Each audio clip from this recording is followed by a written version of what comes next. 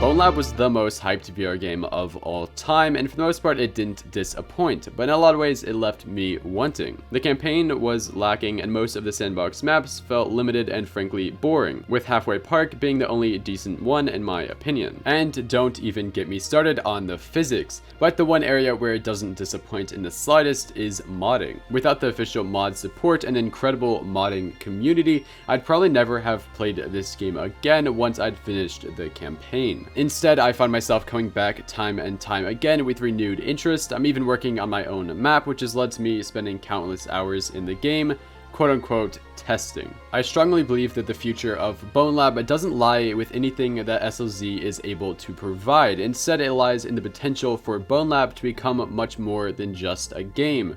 I truly believe it can and is becoming a platform for anyone to easily create content for VR. BONELAB is quickly becoming the first true VR operating system where anything is possible, from playing the Half-Life 2 campaign to becoming a Jedi. Even if official content isn't the future of BONELAB, updates to the SDK could go a long way in continuing to build the BONELAB ecosystem. Official NPC, weapon, vehicle, and code mod support would be a huge improvement. Okay, so let me sum all this up by directly answering the question posed in the title.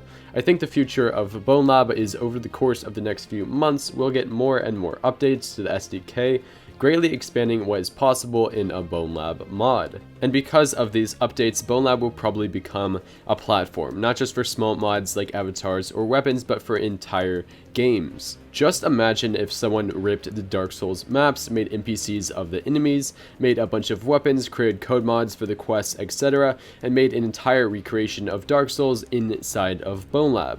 This is more or less possible today, but it will get much easier over the course of the next few months. So basically, if you want to play a VR game that isn't a social experience like VRChat, you'll probably hop into BONELAB, similarly to how you might log into Steam.